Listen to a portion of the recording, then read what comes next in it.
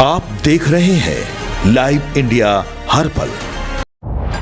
नमस्कार, आप देख रहे हैं लाइव इंडिया हर पल। मैं हूं आपके साथ रेखा मिश्रा। छत्तीसगढ़ विधानसभा में धर्मांतरण विधेयक जो है वो पास हो चुका है और अवैध तरीके से धर्मांतरण कराने के मामले में दोषी पाए जाने पर 7 से 10 साल तक की जेल और कम से कम 5 लाख रुपए जुर्माना जो है वो लगाया जाएगा। आपको बता दें कि पीड़ित नाबालिग महिला, अनुसूचित जाति, अनुसूचित जनजाति या अन्य पिछड़ा वर्ग से हो तो सजा बढ़कर 10 से 20 साल तक की जेल और न्यूनतम 10 लाख जुर्माना देना होगा। वहीं सामूहिक धर्मांतरण के मामले में 10 साल से लेकर आजीवन कारावास होगी। कम से कम 25 लाख रुपए जुर्माना भी लगेगा। गृह मंत्री विजय शर्मा द्वारा पेश किया गया यह नया विधेयक वर्ष 1968 के पुराने कानून की जगह लेगा, जिसे सरकार ने वर्तमान तकनीक और सामाजिक परिस्थितियों के लिहाज से नाकाफी माना है। इस विधेयक को अंतिम रूप देने के लिए गृह मंत्री और डिप्टी सीएम विजय शर्मा ने 50 से ज्यादा मैराथन बैठकें की थी। सरकार के अनुसार इस बिल का मकसद बल, प्रलोभन, धोखाधड़ी या गलत जानकारी देकर कराए जाने वाले धर्मांतरण पर रोक लगाना है। सदन में बिल पास होते ही बीजेपी विधायकों ने जय श्री राम के नारे लगाए। वहीं विपक्ष ने इस बिल का विरोध किया और वॉकआउट कर दिया था। विपक्ष का कहना था कि सुप्रीम कोर्ट और हाई कोर्ट के रिटायर्ड जजों के साथ साथ सभी दलों के विधायकों की राय ली जानी चाहिए। सदन में यह बिल ध्वनिमत से पास हुआ।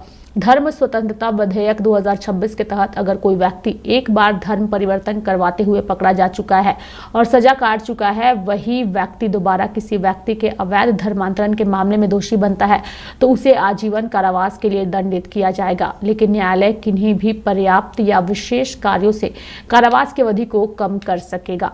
मददगारों पर भी एक्शन होगा, यानी कि अवैध धर्मांतरण प्रक्रिया में कोई भी व्यक्ति मददगार बनता है तो उसे न्यूनतम 6 महीने और अधिकतम 3 साल की सजा और 2 लाख रुपए जुर्माने से दंडित किया जाएगा। 60 दिन पहले कलेक्टर को देना होगा आवेदन। विधेयक के मुताबिक अब छत्तीसगढ़ में स्वेच्छा से धर्मांतरण करने वाले व्यक्ति को कम से कम 60 दिन पहले कलेक्टर को आवेदन देना होगा। नियम केवल धर्म बदलने वाले पर ही नहीं बल्कि अनुष्ठान कराने वाले पादरी, मौलवी या पुजारी पर भी लागू होगा। उन्हें भी 2 महीने पहले प्रशासन को सूचित करना होगा। बिना सूचना के धर्मांतरण कराया गया तो इसे अवैध माना जाएगा और तत्काल गिरफ्तारी होगी। विधेयक में लव जिहाद जैसी साजिशों को रोकने के लिए कड़े प्रावधान है। कोई विवाह केवल धर्मांतरण के उद्देश्य से किया गया है तो कोर्ट उसे शून्य घोषित कर देगा। शादी के इच्छुक जोड़े को 2 महीने पहले अपने धर्म परिवर्तन के इरादे की घोषणा करनी होगी, जिसकी जांच खुद जिला मजिस्ट्रेट करेंगे। विदेशी फंडिंग और संस्थाओं पर भी शिकंजा होगा, यानी कि धर्मांतरण के इस खेल में शामिल विदेशी फंडिंग पर सरकार ने पूरी तरह रोक लगा दी है। कोई संस्था प्रलोभन या सामूहिक धर्मांतरण में शामिल पाई गई तो उसका रजिस्ट्रेशन रद्द होगा और उस पर भी भारी जुर्माना लगाया जाएगा।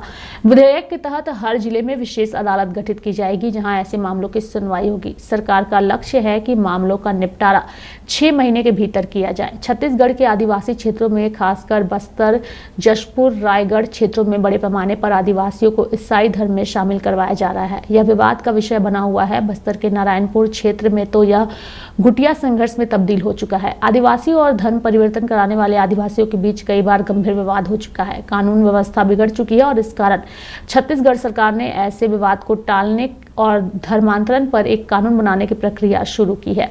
वहीं आपको बता दें कि छत्तीसगढ़ के इस कानून को लेकर के देश के अलग अलग राज्यों के मंत्रियों ने इस पर अपनी प्रतिक्रिया व्यक्त की है। अलग अलग पार्टियों के नेताओं ने, सांसदों ने जो है इस पर जो है अपनी प्रतिक्रिया व्यक्त की। अगर विपक्षी पार्टियों की बात करें तो उन्होंने इससे भाजपा पर हमला बोला है और कहा है कि भाजपा विकास की बात नहीं करती, महंगाई, बेरोजगारी की बात नहीं करती, लेकिन धर्म की बात जो है पुरजोर तरीके से करती है। यानी कि विपक्षियों ने इस पर कड़ा हमला भी बोला है।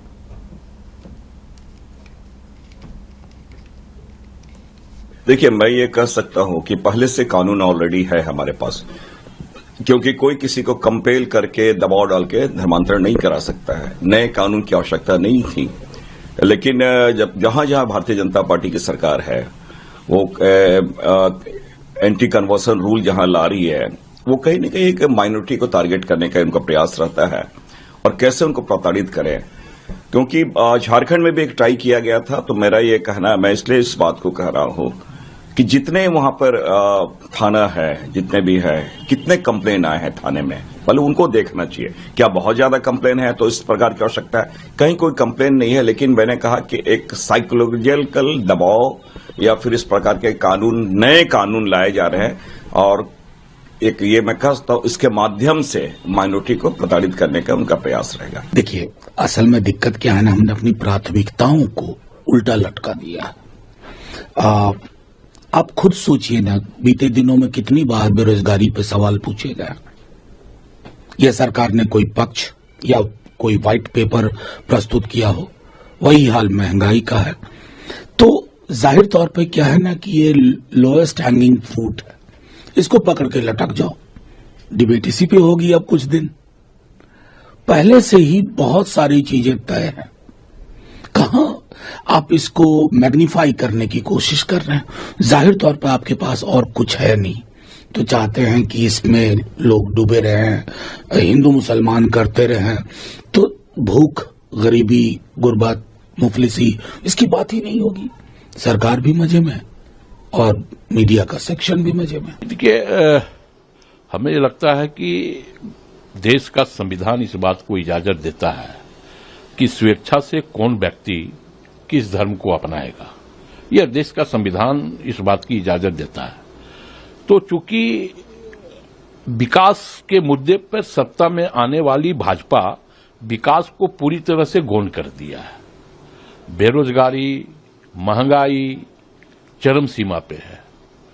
तो इन सबसे डाइल्यूट करने के लिए ये समय समय पर इस प्रकार का हथकंडा भारतीय जनता पार्टी नीति सरकार अपनाते रहती है कि कहां धर्म के नाम पर हम लोगों को विभाजित करें, कहां हम धर्मांतरण के नाम पर लोगों को विभाजित करें, कहां हम संविधान को ताक पे रख दें और कैसे हम अपनी सिर्फ वोट बैंक की राजनीति करें।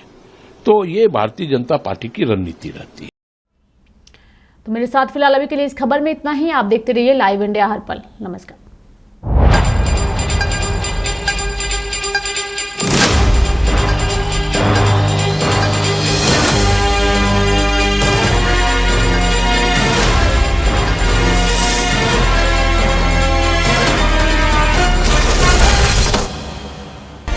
आप देख रहे हैं लाइव इंडिया हर पल।